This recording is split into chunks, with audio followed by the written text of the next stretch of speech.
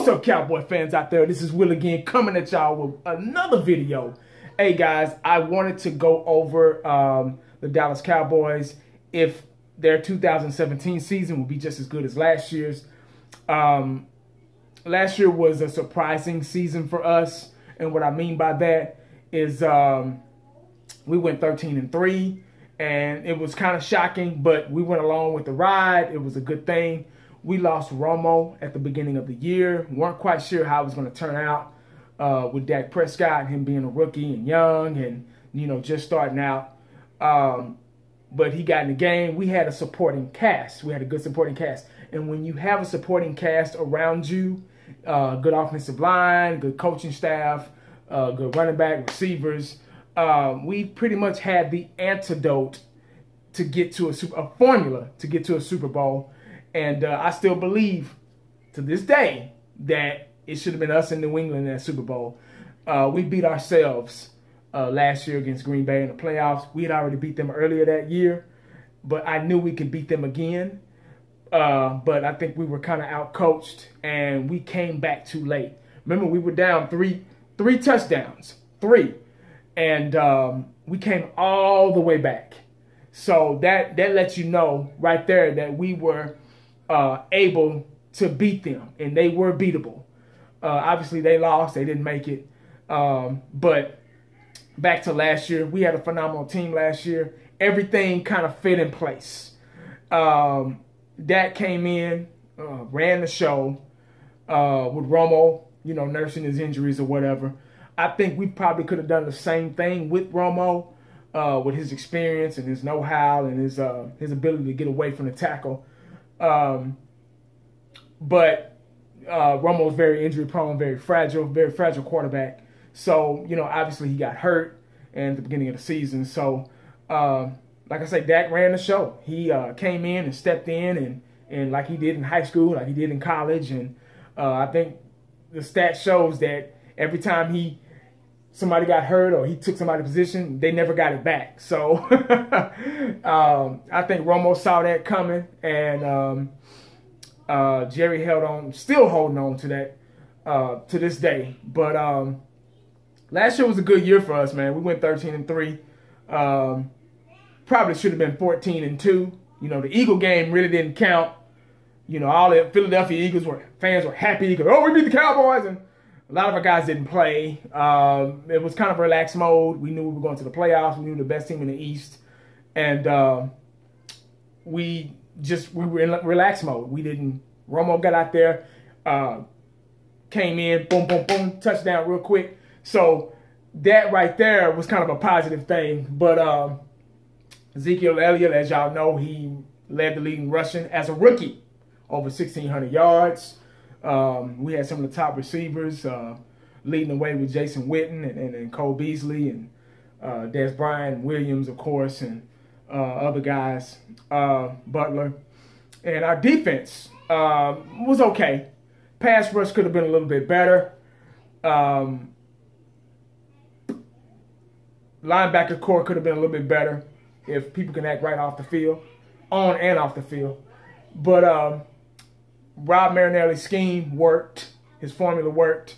Our offensive coordinator, his formula worked by pound, pound, pound, run the clock down, drain it as long as you can, and let the defense rest. Keep the defense off the field as long as possible. Clock management. It sucked a lot of teams dry.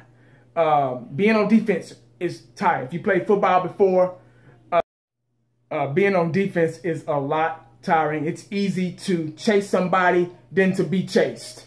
Trust me, I know. If you guys played football before, you know the feeling of being on defense.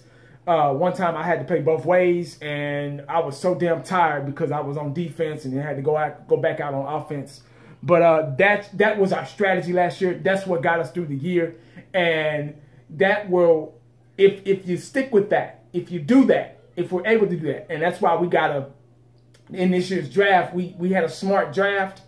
And my biggest thing is about offensive line. If you can have a good offensive line and give you time to do that, because you have to have time to do things on offense. You have to have time to strategize. Your offensive line is your base, your core, your foundation, which you stand on. in order to come up with offensive schemes and clock management and things like that. And we had the best offensive line in the game last year, and maybe the year before also, that we were able to keep those defenses out of the field and tire them out and pound them, and boom, up the field. Zeke up the field, or Dez with a long catch, or Witten over the middle, or Cole Beasley over the middle, Williams over a post route. You know, things like that will open up in order to make something happen on offense. So that's why we were so successful last year. And I think with us resting, and football is a rhythm thing, especially, you know, it's kind of like basketball. You know, once you get a rhythm, a drive, you're good. Football is a rhythm thing, and I believe that us having to rest and wait on a team, it hurt us because our bodies are out. You got to keep them. See, like right now, I'm almost, like I always say, I'm almost 40 years old. A couple of years, I'll be 40, and if I keep going, say for example at work, if I keep going, it's tough for me to get up in the morning, you know. But once I get up, I'm fine. Like a car, you know. If you got a car sitting out in the yard, and your mom or your dad say, "Hey, go out there and start that car real quick," you know, you got to keep that engine going. As long as it's going, as long as it's driving, you're fine. You know, your car is fine. It's the same thing with your body. As long as you're in motion, as long as you're good, you're okay. But if you sit down, you know, you're like, oh damn. Like sometimes I'll finish early and I'll sit and make a video or something, and my body and muscles will rest, and then I'll have to do, you know, last minute things to before I get back to the terminal. And my body's like, whoa, you've been resting for like an hour, man. What are you doing? You know, so I think with us taking that break right before Green Bay, it hurt us. It really did, and we were out of rhythm. We were out of the rhythm game. And we were thrown off, and I believe in that. It's like music. Once you get a beat going, and you get off that beat, and you're like, whoa, what the hell? And the person dancing with you like, what you doing? You ain't. Let me go dance with somebody else. You off. You know what I mean? So I think that's what happened last year. But I think this year will be, hopefully, will be a better year. I'm not gonna say it's gonna be the same or better, but I'm hoping that it will be a better year. As a Dallas Cowboy fan, love the team, love the sport, I'm hoping that we'll have an undefeated season. I mean, who doesn't hope that? But I know I'm realistic as well. I know we have a tougher schedule. I'm not going to say who we're going to win to, who we're going to lose to. That's not my thing. I'm pretty much hands-on. You know, I do all my talking. Let the player, let the pass do the talking. And I just go from there. But I know, like I said, I know we do have a tougher schedule this year. We got a lot of beefed up teams. We got Oakland, Chiefs, teams like that. Everybody's out to get us. Everybody's got their scope on us, the Cowboys, and everybody's out to whoop our asses. And I've seen this before. You know, Cowboys, they were up and coming. They didn't quite. That year before we went to the Super Bowl and won, 92, that 91 season, we were almost there. You know, we made it to the playoffs, first round of playoffs, got knocked out, of course. But everybody knew we were up and coming, and we had new, fresh talent, Emmett, Irvin, Aikman, Jay Novacek, all those guys. We had young defense, young offense. We had a lot of superstars. You know, there was no salary cap back then, so hell, our whole team was a Pro Bowl team. They knew we were up and coming, so they were looking out for us. You know, just like now. You know, teams know, other fans of their team, they know we up and coming. They know we got young guys, and the future's the sky's the limit for us. So everybody's got their target out on us, so they're gonna give us the toughest schedule. Oh, okay. Well, let's see what you're gonna do now with this schedule. You know, NFL know what they're doing. So, but I'm hoping that we can fight through that. Like I say, with a good coaching staff, dedication, hard work, it could be done again, man. We can go 13 or 14-2 or 15-1. I mean, the sky is the limit. Anything's possible.